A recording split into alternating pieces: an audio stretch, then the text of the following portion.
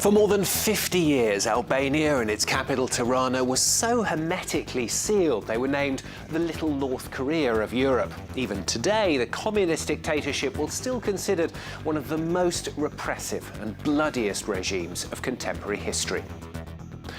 More than 100,000 people passed through Gulag-style labour camps. More than 6,000 went missing, thought executed or tortured to death. Those who were not communists forced from government positions as the dictator Enver Hoxha outlawed religion and disposed of his opponents. The feared Sigurimi secret police reigning supreme. I was accused after meeting with English tourists. They charged me with being an English agent, and also because I invented some sort of electronic equipment to pick up foreign TV stations.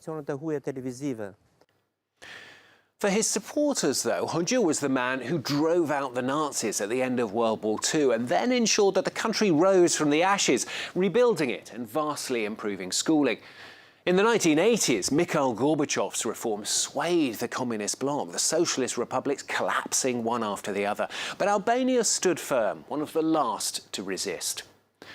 Hoxha died in 1985, but his legacy lived on under Ramiz Alia. At the start of the 1990s, though, anger swelled, mass protests culminating in the pulling down of the statue of Enver Hoxha in the heart of Tirana. Nearly 30 years on, Tirana will gradually emerging now from its isolation and integrating more and more with Europe. But still, the wounds that cut so deep in the small Balkan country have not gone away. Well, Juliet Lachane and Cecile Kindria revisit Tirana for France 24.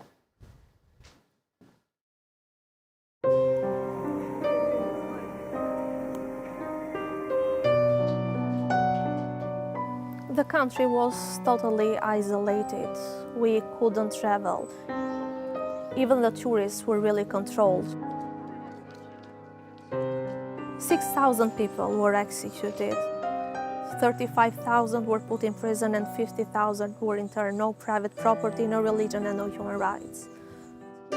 This is one of the most emblematic vestiges of Albania's dictatorship.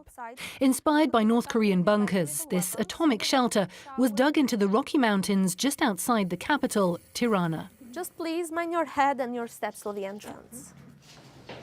This bunker was built as a refuge for dictator Enver Hoxha and his entourage in the event of a nuclear attack. 3 years ago, the site was opened to the public and has now become a place of remembrance. Tourists are shown around some 2.5 kilometers of tunnels spread over 5 floors, including Hoxha's private apartments. During the dictatorship, Lulzeta grew up under house arrest. It's her first visit to the bunker. For me, it's kind of shocking. In background, you can hear the original voice of dictator Enver Hoxha, which is a nightmare for some persons here because it evokes that period. Lulzeta comes from a so-called tainted family, one labelled as an enemy of the state over several generations. Many of her loved ones were hunted down, convicted, and even executed for their actions against the regime. So that's the assembly hall, the biggest room inside the bunker and the most protected assembly halls in Albania. Moving on from those dictatorship years is an everyday challenge. Many victims of the regime are still alive, as are the perpetrators. Transitional justice is not done yet. So there is not justice, and even now, this moment, it's a bit critical to talk openly about the crimes of communism in Albania. But if we don't go back to our wounds, we are never going to take recovery of them. Since the fall of the regime, only a handful of high-ranking officials were prosecuted, among them the dictator's widow. But mass trials were never held. For Lulzeta, the dictatorship's shadow continues to loom large.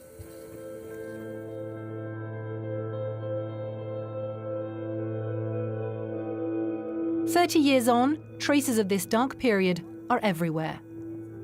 Like these bunkers scattered all over the country. In recent years, the capital has been turned into an open-air museum. In 2017, the former headquarters of Sigurimi, Albania's secret police, were opened to the public. It's from here that a network of spies and informers imposed a reign of fear for over a quarter of a century. Hi, how are you? Hi, you've had some problems? Yes, we've had some small issues with the phone. Neski Vako worked here for over 20 years of Hodja's dictatorship. This former engineer acted as the regime's ears. Here there was a portable bed. So there was one table here, and there were two chairs there. Today, the museum condemns the communist dictatorship's horrific actions. But at the time, thousands of microphones were hidden across the country in order to detect any activity viewed as unlawful, whether in hotels, embassies, or Albanian homes. But you would be the one setting up the bugs. I would go there myself, absolutely. First, I would study the area to make sure that neither the accomplice nor the subject would suspect anything, so it would be real, so the conversation would be real. We would put the bug in the shoes, in any of the items you see here. Inside the heel, we would open it, put the bug inside and close it again. Members of the secret police could record as many as 40 conversations at a time. Today, the museum's director has charged Neski Vako with the upkeep of all the memorabilia. Regarded as a mere technician, he was never charged for his actions. It was my duty. Whether it was then or now, it works the same way. For me, it's a question of pride. Of course, some errors were committed. I have one regret, though. I should have gotten involved. But if I had done so, I would have faced the same destiny. Today, this small nation of 3 million citizens is still licking its wounds. Communism may have fallen, but Albania remains one of Europe's poorest countries, overrun as it is by corruption and organised crime. At the turn of this century, in a bid to rekindle hope among Tirana's residents, the former mayor had the city's crumbling walls repainted in flashy colours, a symbolic and political gesture. Edi Rama now heads Albania's government. His approach is to let the city do the talking through its many museums, institutes and commemorative events. It's the necessity of a physical dimension of history for the younger generations. The communism that we lived, the stories that were our stories. If we tell them to youngsters, they think we're crazy.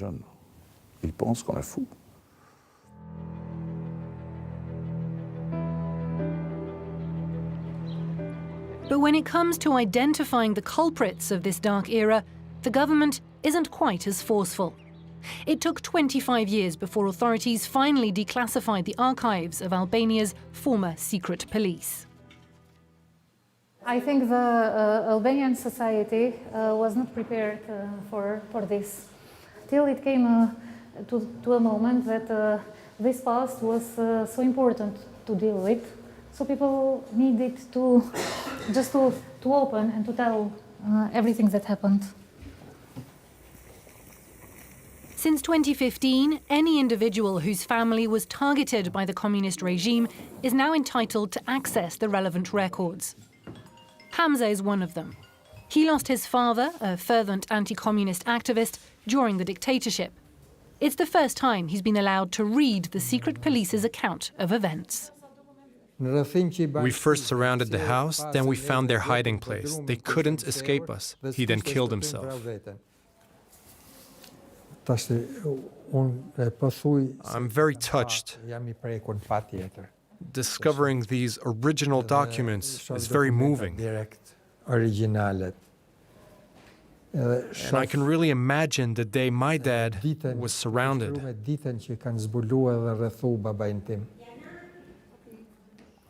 Facing up to the past remains a difficult experience for victims. During the dictatorship, many Albanians betrayed their own relatives, sometimes willingly, but more often under duress. This was a way that Sigurimi worked. They looked for collaborators in the really close network, family, friends. And they, when they know about this, they feel upset and angry too. The department has yet to bring together all 22 million pages scattered across various ministries. And the contents of these documents should be handled with care. The regime made a habit of building up false cases to discredit its enemies. I've been told that my father has not been executed, like it is written in the documents, but has been sent to Russia. Others too are working on collecting evidence. Lulzheta is in a race against time to gather information. Along with her team, she's recorded over 300 hours of first-hand witness accounts from survivors. Under the old regime, Yuran was sentenced to 20 years in jail for trying to leave the country. He describes his arrival at Borel prison. He was 23 at the time. In the 30 days and 30 nights, I was fighting with death every minute inside the prison. It was a February night, and the temperature, I was told the following morning, was minus 17 degrees. Let's not forget, though, that there was no duvet, no mattress, with the shoes outside. I stopped and I turned towards the window where you could see the sky, and I said, "Oh God, if it has been decided by you that I should die today, I cannot escape. But if you have not decided it, I will survive." Created only recently, this state-funded organization studies the communist dictatorship's crimes and consequences. For the victims, who are still demanding justice, the past is far from over and done with. You, as institutions, groups of interest, associations of political prisoners, etc., you can go with a lawyer and file a lawsuit to the prosecutor. In 2015, a law was passed to prevent former members of the secret police from entering high public office. Too little, too late, according to the victims, who blast what they perceive as the government's failure to act. The nomenclatura left its heirs in power. They're the ones that stop crimes from being revealed, that block investigations in all forms and at all political levels.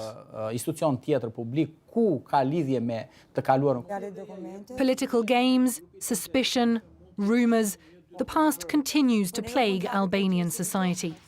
But according to authorities, it's simply impossible to shed light on this long totalitarian era. The collusion during communism was endemic. It was not something that concerned only one layer of power. There have been laws, there are laws and measures that have been taken,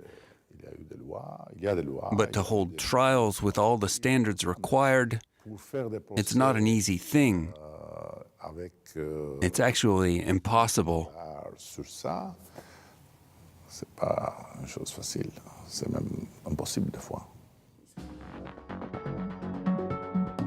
Yet the past continues to haunt survivors.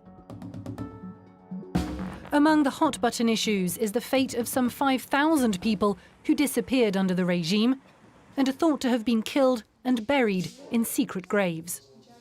Last November, the Albanian authorities, in partnership with the International Commission for Missing Persons, finally decided to seek out the remains and identify the victims. Like scores of people before him, Hamza has come today to provide a DNA sample. He's been searching for his father and 6 other family members for nearly 30 years now. My father, this is my father, Job Kazazi. Collecting information and building a database. That's the delicate task of these experts who are trying to piece together the huge puzzle of a lost generation. So basically, those are sort of challenges which we don't have, for instance, in Western Balkans, because countries of the Western Balkans have established dedicated institutions. They have enacted appropriate legislation in place. But if there is a political will, then we are confident that this process is going to move forward. Just like Hamza, Jovan too is obsessed with finding his father. Having investigated for over 15 years, he thinks he's finally identified the mass grave where his father's body was abandoned. He takes us to the site a few kilometers from the center of Tirana. Bones, human bones. I found, I think, more than 15 human remains. Of a missing person.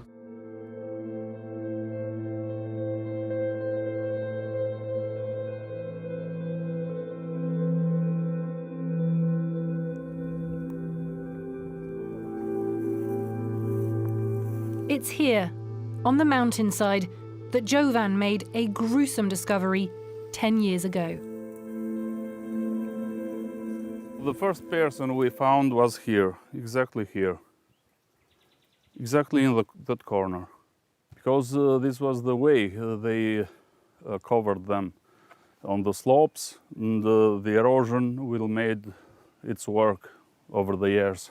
Despite asking repeatedly for help, Jovan was given no official support and eventually decided to undertake the excavations himself. In total, 13 bodies were extracted. I was waiting for someone from the government to take care for this problem. I've asked everywhere, and I found every door closed. They don't want to pay debts for these people. Nobody want to talk about this. They considered all this case closed. More than financial compensation, what Jovan wants above all else is to build a cenotaph for his father, but also for all the other missing people. A final resting place so that both the dead and the living can find peace at last.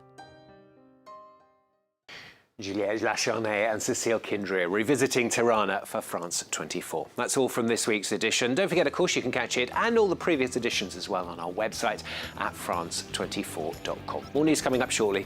Thanks for watching.